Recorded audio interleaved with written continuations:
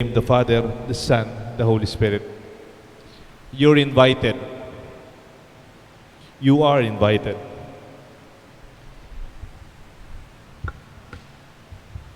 I remember when I was still in kindergarten, one of my earliest memories in my life, I was sent to buy something outside, and I was walking home. Nung pauwi na po ako, kindergarten ako and a classmate of mine, I recognized him. He was seated in front of their store. Yung sa bayan namin, nung malit po ako, mayroong tindahan doon. Ang pangalan ng tindahan, Alvin's Store. No? And yung younger brother ni Kuya Alvin, si Ronil Likayan, ay kaibigan, kaklase ko since kindergarten. And when I was passing through their house, along that road, may binili ako, sabi niya, wari kaklase da ka? You're my classmate. Maybe he recognized me. And then, I said, yes, I'm your classmate. And then from then on, that invitation, I would never forget. I said, tara mamyalong tamo. Come, let us play. Since then, Ronil has been part of my life as my first friend. It expanded to his Kuya Alvin. God bless his soul. It expanded to my brothers, Kaloy and Ryan. Bless their soul also. That one invitation led to a lifetime friendship. It expanded, it grew. It changed my life for the good, if not for the better. And until now, that friendship remains. And included more. Collins Coloma, Roy Cruz, and so on. The value of the invitation connotes the value of a relationship. When you are invited, hindi lang social na invitation to for social purposes. I remember our parents, our lolo't lola, when they invite, it is about the value of the person. They have a protocol. Ang matatanda, nag-iimbita sila, hindi lang sila nagte-text. Una, wala namang cellphone nung bata sila. Ikalawa, hindi nila pinapasabi, lalo na kung mahalaga ang selebrasyon. Our parents are very conscious of their invitation. They have protocols and proper ways of being invited, especially for a wedding or special occasions. Invitation, it is tied to the worth of the person. Ang imbitasyon ay nakasalalay ang halaga ng iyong pagkatao. Not via text nor email or sent out of convenience in an impersonal way or sometimes through professional ways. Para kung minsan, pinapaimbita ka na lang through a wedding coordinator. Even the invitation today is subcontracted.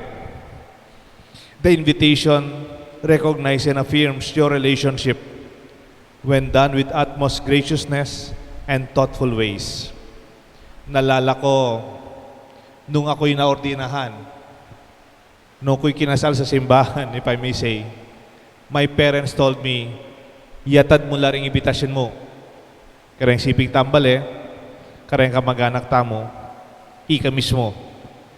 Personally, wag mo lang ipadala. That's true. Because invitation is a ritual, a way of properly inviting in a personal way, and you come out that would be guest in a personal, intimate way to meet them face to face. The value of the ritual is also being invited as an affirmation of the value of the person and the value of the relationship. Pinapahalagaan ko ang ating relasyon. Lalo na kung ninong o ninang yung kasal. Ninang o ninong yung mga bisita as an expression of love. Alam niyo po, marami na rin akong kinasal. Kung minsan, nalulungkot yung ibang mga ninong-ninang Ngayon ko palang nalaman, kasama pala ako sa kasal. Ngayon lang sinabi sa akin, wedding na, kasama pala ako sa entourage. Ninang pala ako, hindi nila sinabi. How can the celebration be given value if you do not give value to the persons that you invite? Because this invitation is a celebration of life. Tignan po ninyo, saan galing ang word na invitation? Invitare. It's Latin. It's also Italian. Invitare. The word is vita. Invitation. Vita is life, like vital signs, vitamins, vitality. Invitare, invitation, is a Latin word to share life, in life, with life. Ganoon din po yung Spanish expression na ginawa nating Tagalog, convidar, to share life with, convira, ginawang Tagalog. Kapampangan, kumbida, may kumbida ka. The word vida is life. And when you are invited to share life. Makibahagi ka sa buhay ko. O sasabihin ko sa'yo, bahagi ka ng buhay ko. Invitation is not only for economic purposes. Bawasan na lang natin yung bisita. Kaya konti na lang. In one way or another, we're not saying kailangan invite everybody, but it's not a matter of socializing or losing the point of the value of persons around us. Remember that we do not celebrate life alone. Kaya nga, when you refuse an invitation, when you say no to an invitation, or you say yes, tapos hindi ka dumating. Kunyari, sasabihin, oo, dadating ako sa birthday mo. Yes, I will come to your invitation. Tapos hindi ka man dumating. Anong tawag natin, Pilipino, sa ganyan? Inindiyanan na ako. Inindiyanan na ako. You know, that is not a racist term. Ito'y parang yung in the 70s, yung mga terms na Jeff Rocks, yung ganun. Ito naman, Indian. Hindi po yung Indian na race. No. It has nothing to do with the racist slur. No. It has something to do with the Tagalog. It was concise. You said yes, and then you said no. I invited you, you said no. Hinindian. You said no. Hinindian is to say no to the invitation. Turning down the invitation like saying no to your relationship. Refusal to the invitation is saying no to the invitation of love and life. To say no to God, to love, and to the covenant and the commitment to love back. Turning back from our relationship. The gospel today focuses on this value. The kingdom of God is like a king celebrating the wedding of his son. He invited you, invited me.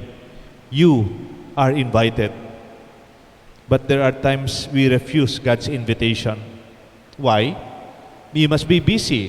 One went to his business, the other one was preoccupied, and it's possible out of arrogance or pride, you don't want to say yes.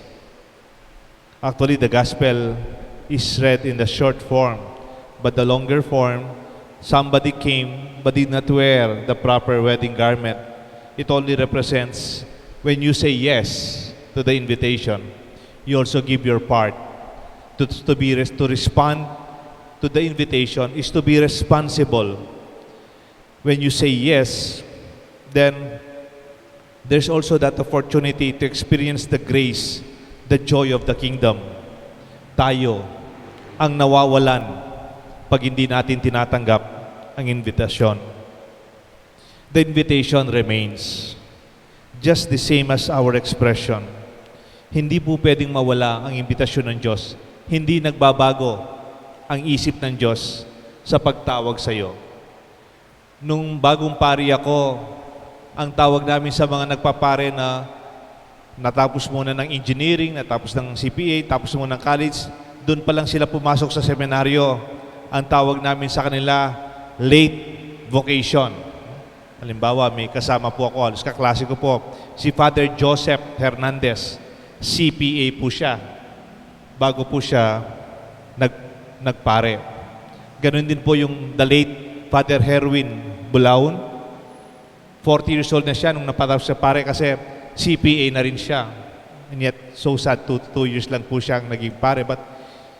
And so other priests, no? Father Emil Giao, dentista na po siya. Nagpa-practice na sa dentist. And then, he said yes to the invitation. Ang tawag natin dyan, late vocation. Pero may nag-correct na pare, sabi, hindi tama yon. It is not a late vocation. Parang late na tawag, no? Late na invitation, no? Ang tawag dyan, late response. Because the invitation is already there, even from the beginning. Hindi nag-iiba ang tawag ng Diyos. When we say no, wala naman pong nawawala sa nag-iimbita. When we say no, when we turn down the invitation of God, the Lord remains faithful.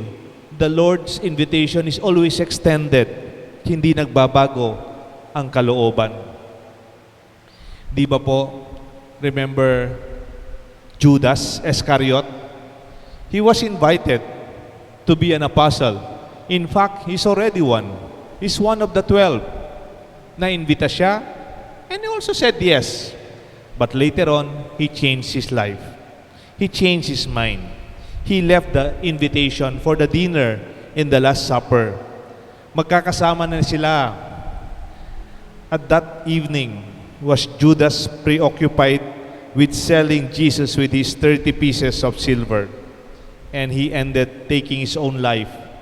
Maybe because of the regret and tremendous remorse of turning down the invitation of Jesus to him to be an apostle and to become a good friend and a trusted apostle. Hindi lang po ordinaryong apostol si Judas, siya ay tinawag at pinagkatiwalaan. He's even the treasurer of the group. The invitation remains. Nothing is lost. The invitation is still there to share in the kingdom, to share in the life and the joy, the peace of God's presence. Invita, convida. Meron pong prayer sa Eucharistic, sa Misa. In ordinary days, Eucharistic prayer number 4, sabi po ng panalangin, you have no need of our praise, yet our desire to thank you is itself your gift. Our prayer adds nothing to your greatness, but makes us grow in your love. When you say yes to the invitation, hindi naman nadadagdagan ng Diyos sa kanyang pagka-Diyos. God is already complete. Because when we say yes, it is us who grow in His love. It is us who is blessed by the invitation. We may regret when we miss the opportunity or chances when we turn down. What did you miss so far? Because you are too busy or with your own urgent concerns. God invited you and yet you failed to respond. It's not too late. The value of the response continues. It's always there. I realize our relationship with God is an invitation. Ang relasyon natin sa Diyos, it's not compulsory. It's not imposed. It's not controlling. He gave us the free will to decide and to choose. He fervently calls us to share in this life with Him. Invitare, convidar. Sharing life in growing in His love, to share in the response and share in the responsibility. Minsan meron daw isang lalaking anak, galit na galit sa magulang. Alam niyo naman po yung mga teenager, kung minsan nagtatampo sa tatay, sa nanay, hindi binigay yung gusto, galit na galit sa parents. Nung evening, nag-dinner sila, na-disappoint siya, nag-walk out siya during the dinner, nagkulong siya sa kwarto. And then nung midnight, he decided mag-stowaway po siya, tumakas sa bahay. Linagyan niya yung gamit ng kanyang backpack, kumuha siya ng gamit niya, tumakas siya, iniwan ang bahay nila, iniwan ang magulang niya. And then after a few days, the young boy was so surprised. In his backpack, it was tucked in one of the pockets of this bag. He found the keys of their house. His father secretly inserted the keys to assure his son, to tell his son, "My son, anytime you want to go home, anytime gusto mong magbalik sa bahay, the keys are with you. Anytime, you are welcome. You are invited again to continue our life together. And I hope you don't miss it. The chance is always there. It's never too late. We have the key. We are invited." May God bless us all. The Father, and the Son, and the Holy Spirit. Amen.